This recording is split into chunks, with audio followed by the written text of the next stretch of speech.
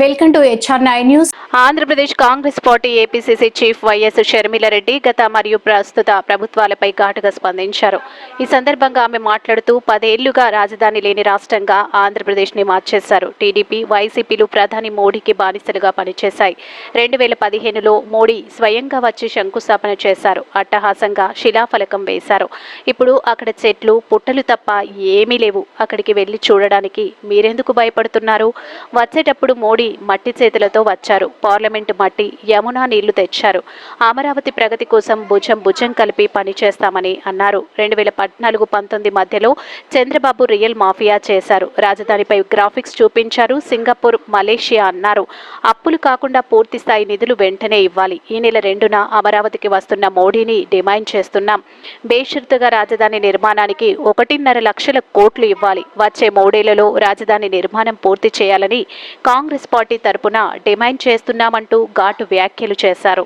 ఎందుకంత నామోషి అని అడుగుతున్నాం. ఎవరు చేసింది ఇది? ఎవరు చేశారండి ఇది? 10 సంవత్సరాల క్రితం నరేంద్ర మోడీ గారు, చంద్రబాబు గారు, అప్పటి ప్రధానమంత్రి గారు, అప్పటి ముఖ్యమంత్రి గారు, ఇప్పటి మళ్ళీ ప్రధానమంత్రి గారు, ఇప్పటి మళ్ళీ ముఖ్యమంత్రి గారు 2015లో అమరావతి రాజధానికి శంకుస్థాపన చేస్తే ఆ స్థలాన్ని మేము సందర్శించాలనుకుంటే అది తప్పట. నిజానికి ఇది తప్పు కాదు, నిజానికి నామోషి. వాళ్ళ తప్పు ఎత్తి చూపుతున్నామని ముందుకు ముందే భుజాలు తడుముకోవడం. మోడీ గారు వస్తున్నారట కాబట్టి ఇవేవి ఎత్తి చూపొద్దట. సరేనా?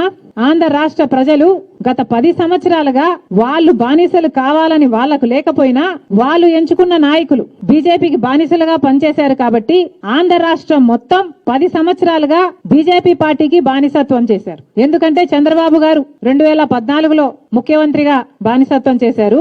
2019 నుంచి జగన్మోహన్ రెడ్డి గారు దాన్ని అందిపుచ్చుకున్నారు. అంటే 10 సంవత్సరాలుగా ఆంధ్ర రాష్ట్ర ప్రజలని మోడీకి బానిసలుగా చేశారు. ఇప్పుడు కూడా అలాగే బానిసత్వంలోనే ఉండాలి. మా తప్పులను మీరు ఎత్తి చూపడానికి లేదు అని ఈరోజు కాంగ్రెస్ పార్టీ అధ్యక్షురాలుగా కాంగ్రెస్ పార్టీ తరపున మేమందరము కలిసి అక్కడికి వెళ్లి ధర్నా చేయాలి అనుకుంటే అది తప్పైపోయిందట. సిటీలో ఎక్కడైనా ఏదైనా ధర్నా చేయాలి అంటే పర్మిషన్లు తీసుకోవాలి. మేము తీసుకుంటున్నాం. ఏ తాలి బజావుకైనా ఇంకో దానికైనా పర్మిషన్లు తీసుకునే చేస్తున్నాం. అదేదో శివార్లలో ఉంది, అక్కడికి ఎవడు పోడు. ఇప్పటికీ కూడా అమ్మ వీడియో ప్లే చేయి. ఇప్పటికీ కూడా వీళ్ళు శంకుస్థాపన చేసిన స్థలానికి పందులు, పురుగులు తప్పితే ఏవీ లేవు. ఇక్కడ చెట్లు, పుట్టలు తప్పితే ఏమీ లేవు. ఇది 10 సంవత్సరాలుగా మోడీ గారు శంకుస్థాపన చేసిన తర్వాత అక్కడ జరిగిన అభివృద్ధి. ఇది ఈ గడ్డి, ఈ చెట్లు, మోడీ గారు చేసిన అభివృద్ధి మనకు రాజధాని. ఇది 10 సంవత్సరాలుగా మన రాజధాని. ఏది మోడీ గారే స్వయంగా వచ్చి శంకుస్థాపన చేసి అట్టహాసంగా ఈ శిలా పథకాన్ని ఇంత అట్టహాసంగా ఇక్కడికి వచ్చి చేసి వెళ్లారు. ఇక్కడ చెట్లు, పుట్టలు తప్ప ఏమీ లేవు. పందులు, పురుగులు తప్పితే ఏవి ఇక్కడ సంచరించను కూడా సంచరించు. ఇలాంటి స్థలానికి మేమెళ్ళి మోడీ గారు 10 ఏళ్ళు అయింది మీరు వచ్చి, మరి దీనికత ఏమిటి, దీనికి ఏం సంజాయిషి ఇస్తారండి అని మేము అడగాలనుకుంటే మమ్మల్ని ఏం చేశారండి? హౌస్ అరెస్ట్ చేశారు. దేనికి? స్పష్టంగా మీరు భయపడుతున్నారనే కదా అర్థం. మీ తప్పులు ఎత్తి చూపుతాము, ప్రజలు గమనిస్తున్నారు, అందుకే కదా మోడీ గారు వచ్చారండి. మోడీ గారు వచ్చి ఉట్టి చేతులతో రాలేదు. 10 సంవత్సరాలు మట్టి చేతులతో వచ్చారు. పార్లమెంట్ నుంచి మట్టి తెచ్చారట, యమునా నది నీళ్లు కూడా తెచ్చారట. దానికి మోడీ గారు చెప్పింది పార్లమెంట్ నుంచి నేను మట్టి తెస్తున్నాను అంటే ఇది ఊరికే తేవటం లేదు. మోడీ గారి వీడియో ప్లే చేయమ్మా.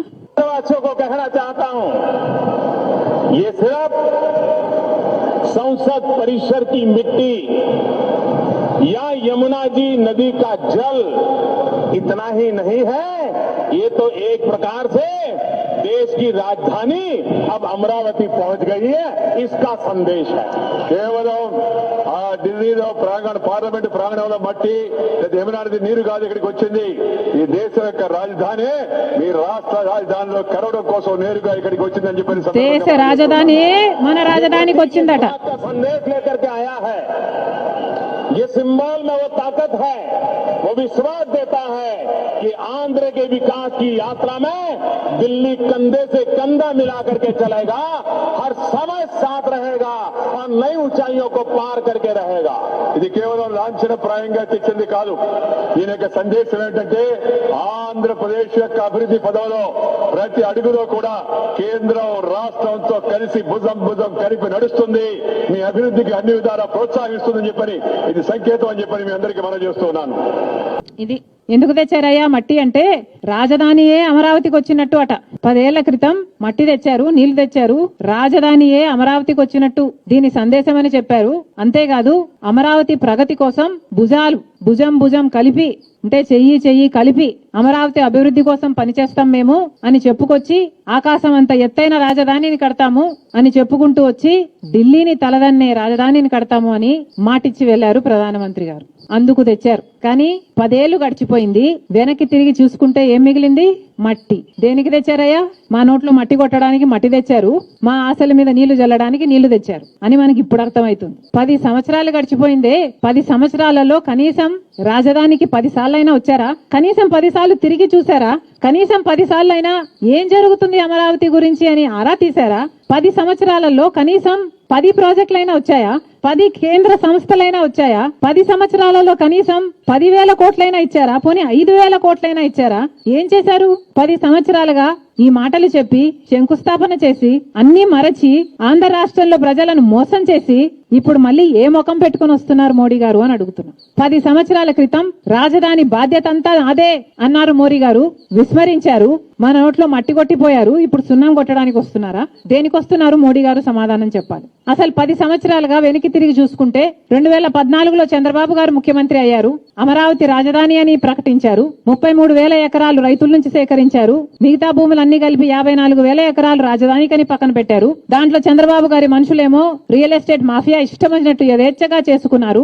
చంద్రబాబు గారేమో 3D గ్రాఫిక్స్ చూపించారు, సింగపూర్ ను చేస్తానన్నారు. ఆఖరికి టెంపరరీ బిల్డింగ్లు 3, 4 కట్టారు. తీరా చూస్తే అమరావతికి మోడీ గారు మాటలు చెప్పి పోవడం తప్పితే ఒక్క రూపాయి కూడా ఇవ్వలేదు. కాబట్టి చంద్రబాబు గారు తెగదంపులు చేసుకుంటున్నానని చెప్పారు. అసెంబ్లీ సాక్షిగా చంద్రబాబు గారు చెప్పిన మాట, మోడీ గారు మనల్ని మోసం చేశారు అని, మనకు ఏమీ మిగల్చకుండా వెళ్లారు అని. ఆఖరికి చంద్రబాబు గారు నేను ప్లాన్స్ పట్టుకొని వెళ్తే కనీసం ఇంట్రెస్ట్ కూడా చూపలేదు మోడీ గారు అన్నారు. బ్రిటిష్ వాళ్ళకి కేంద్రంలో ఉన్న బీజేపీ ప్రభుత్వానికి ఏమీ తేడా లేదు అని చెప్పారు చంద్రబాబు గారు అసెంబ్లీ సాక్షిగా. ఆ తర్వాత 2019లో జగన్మోహన్ రెడ్డి గారు ముఖ్యమంత్రి అయ్యారు. జగన్మోహన్ రెడ్డి గారు ముఖ్యమంత్రి అయినప్పటి నుంచి కూడా ఆయన రాజశేఖర రెడ్డి గారి కొడుకు కంటేగా కూడా మోడీ గారి దత్తపుత్రుడు అనిపించుకోవడంలోనే ఆయన టైం అంతా సరిపోయింది. రాజశేఖర రెడ్డి గారు ఏ బీజేపీ పార్టీకి అయితే అంత వ్యతిరేకంగా నిలబడ్డారో, మతతత్వ పార్టీ కాబట్టి, స్క్రూపుల్స్ లేని పార్టీ కాబట్టి అంతగా వ్యతిరేకించారో అదే మోడీతో, అదే బీజేపీ పార్టీతో అక్రమ పొత్తు పెట్టుకున్నాడు జగన్మోహన్ రెడ్డి గారు. అలాంటి జగన్మోహన్ రెడ్డి గారు రాజధాని గురించి ఒక్క రోజు కూడా పట్టించుకున్న పాపాన పోలేదు. రైతులంతా ఆందోళనలు దిగినా వాళ్ళని గాలికి వదిలేశారు. ఆఖరికి 3 ముక్కల ఆట ఆడినట్టు 3 రాజధానిల ఆట ఆడి ప్రజలు నమస్కారం పెడితే వెళ్లిపోయాడు. ఇప్పుడు చంద్రబాబు గారు మళ్ళీ ముఖ్యమంత్రి అయ్యారు. అప్పుడు రాత్రి పద్ద గోతిలోనే మళ్ళీ పగలు కూడా పడ్డానికి సిద్ధమైనట్టున్నారు. చెల్లి పెళ్లి చేయాలి మళ్ళీ అన్నట్టు రాజధానికి శంకుస్థాపన చేయాలి మళ్ళీ.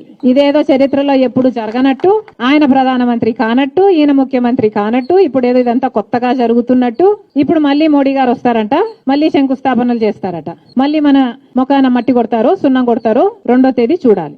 అసలు మోడీ గారిని అడుగుతున్నాము, ఇప్పటికీ 10 ఏళ్లగా ఎన్ని మోసాలు చేశారు? ప్రత్యేక హోదా ఇవ్వలేదు. పోలవరం ప్రాజెక్టు ఇప్పటికి కూడా 45.7 మీటర్లలో ఈ ప్రాజెక్టుని కట్టడమే కాదు, ఈ ప్రాజెక్టును అమల్లో పెడతాము అని చెప్పలేదు. ఆ మేరకు నిధులు ఇవ్వలేదు. ఒక్క విభజన హామీ కూడా నిలబెట్టుకోకపోగా రాజధాని విషయంలో కూడా మోసమే చేశారు. రాజధాని కట్టివ్వాలి, నిర్మించి ఇవ్వాలి అన్నది ఆంధ్ర రాష్ట్ర ప్రజల హక్కు. కేంద్రమే రాజధాని కట్టి నిర్మించి ఇవ్వాలి అన్నది ఆంధ్ర రాష్ట్ర ప్రజల హక్కు అయితే, వాళ్ళకిచ్చిన వాగ్దానం అయితే మరది ఎందుకు నిలబెట్టుకోవడం లేదు మోడీ గారు? సమాధానం చెప్పాలి. 10 సంవత్సరాలుగా మోసం చేస్తూనే ఉన్నారు. ఈ రోజుకి వరకు కూడా మోసం చేస్తూనే ఉన్నారు. ఈ రోజున ఎందుకు అంటున్నామంటే, ఈ రోజు as we stand today Modi ప్రభుత్వం నిలబడింది అంటే దానికి కారణం కూటమి సర్కారు వాళ్ళకిస్తున్న మద్దతు.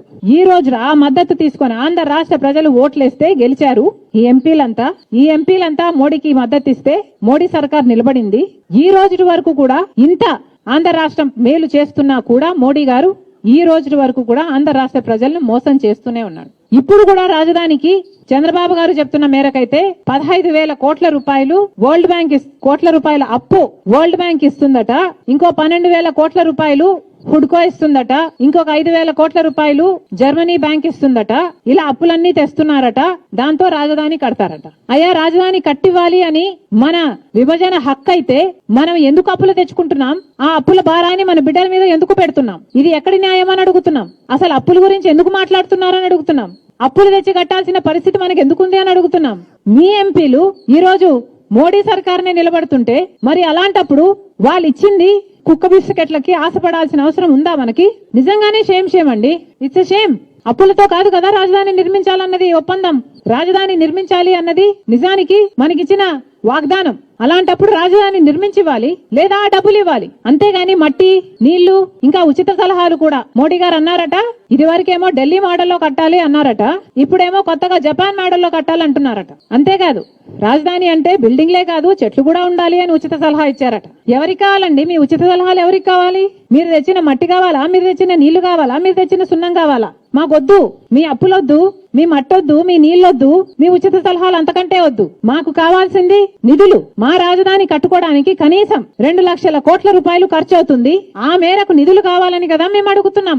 ఈ రోజు కాంగ్రెస్ పార్టీ స్పష్టంగా డిమాండ్ చేస్తుంది. మోడీ గారు 2వ తేదీన అంటే ఎల్లుండి ఆంధ్ర రాష్ట్రానికి రాబోతున్నారు. మోడీ గారు స్పష్టంగా ఆంధ్ర రాష్ట్ర ప్రజలకు చెప్పాల్సిన అవసరం ఉంది. రాజధాని అమరావతి కోసం కేంద్ర ప్రభుత్వం ఎన్ని నిధులు ఇస్తుంది, ఏ రకంగా నిధులు, అప్పులు కాదు, ఏ రకంగా రాజధానిని నిర్మించే విషయంలో మా అభివృద్ధి, ఈ ప్రగతి విషయంలో మాకు ఎలా అండదండగా మీరు నిలబడతారు అన్న విషయాన్ని మోడీ గారు చాలా స్పష్టంగా చెప్పాల్సిన అవసరం ఉంది. ఈ సందర్భంగా కాంగ్రెస్ పార్టీ డిమాండ్ చేస్తుంది మోడీ గారిని, బేషరతుగా ఏ అప్పులు కాకుండా బేషరతుగా మాకిచ్చిన వాగ్దానం ఇది కాబట్టి బేషరతుగా మాకు కనీసం 1,50,000 కోట్ల రూపాయలు రాజధాని కోసం కేంద్ర ప్రభుత్వం 3 సంవత్సరాలలోనే ఇవ్వాలి అని కాంగ్రెస్ పార్టీ డిమాండ్ చేస్తుంది. అమరావతి రాజధానిలో నిర్మించుకోవాల్సినవి చాలా ఉన్నాయి. రోడ్లైతేనేమి, మెట్రోలైతేనేమి, డ్రైనేజీలైతేనేమి, సప్లై చైన్స్ అయితేనేమి, ఇలాంటి చాలా విషయాలు ఉన్నాయి. ఇవన్నీ కూడా ప్రజలకు కూడా అర్థమయ్యేటట్టు ఏ ఏరియాలో ఏం చేస్తున్నారు అని మొత్తం బ్లూ ప్రింట్ లాగా పబ్లిక్ అవైలబుల్ గా చేయాలి అని కూడా డిమాండ్ చేస్తున్నాం. ఇప్పటికే రాజధాని రైతుల దగ్గర నుంచి 33,000 ఎకరాలు సేకరించారు. కానీ ఇంతవరకు కూడా వాటిని అభివృద్ధి చేసి వాళ్ళకు మళ్ళీ వాళ్ళ చేతుల్లో పెట్టలేదు. 1 సంవత్సరం లోపు వాళ్ళకి ఇయ్యాల్సింది ఏదైతే వాగ్దానాలు చేశారో అవన్నీ కూడా నెరవేర్చి డెవలప్ చేసి మరి ఇవ్వాలని కాంగ్రెస్ పార్టీ డిమాండ్ చేస్తోంది.